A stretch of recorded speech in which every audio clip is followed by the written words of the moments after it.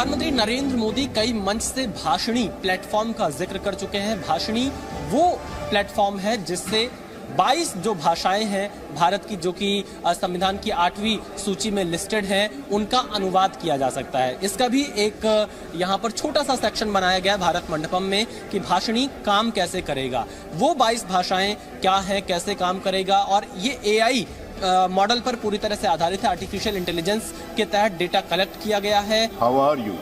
I am translating, giving a demonstration of translation of English to Hindi via Bhashini platform. देखिए, इन्होंने अंग्रेजी में बोला, मुझे हिंदी में सुनाई दे रहा है, ये अनुवाद हो रहा है, अंग्रेजी से हिंदी में अनुवाद हो रहा है।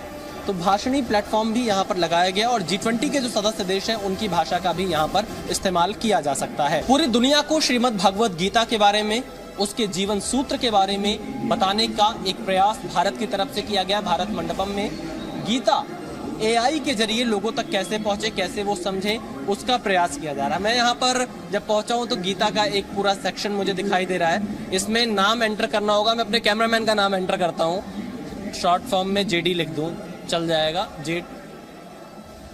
JD, और एंटर एज, ये इसके लिए हमें नंबरिंग में जाना पड़ेगा 50, ठीक है, और फिर मेल, नेक्स्ट। ये सवाल आ गए, अब देखिए सवाल पूछ सकते हैं। हाँ, कि जैसे इतने सारे सवाल आ रहे हैं, इसे पूछना है। जैसे मान लीजिए एक सवाल है कि if everything in this world is pre destined, why should I indulge in work? अगर दुनिया में सब कुछ पहले से ही तय क्या होना है तो मैं काम क्यों करूँ? बताइए क्या जवाब तो इसको मान लीजिए मैंने ये कर लिया, ये सेलेक्ट कर लिया, तो अब ये टेक्नोलॉजी AI से इसका जवाब ढूंढ रही है और ढूंढ करके अभी इसका जवाब निकाल देगी। और एक गीता का श्लोक दे दिया, इस श्लोक के में, और इसका मतलब जो है, Krishna says that humans are bound by their deeds, they are bound to perform their duties, the ones who perform their duties earn self-respect and gain prestige in society, those who flee their responsibilities on the other hand face defamation and as a result lose self-esteem। देखिए यहाँ पर संस्कृत का वो श्लोक आया जो गीता का श्लोक है, और फिर उसके बाद उसका ट्रांसलेशन आया और ये AI के जरिए खोजा है।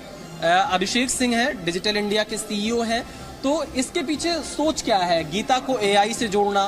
देखिए, आज तमाम जो लोग, जो यूथ है, वो टेक्नोलॉजी के बारे में ज़्यादा यूज़ करता है, टेक्नोलॉजी के माध्यम का प्रयोग करता है।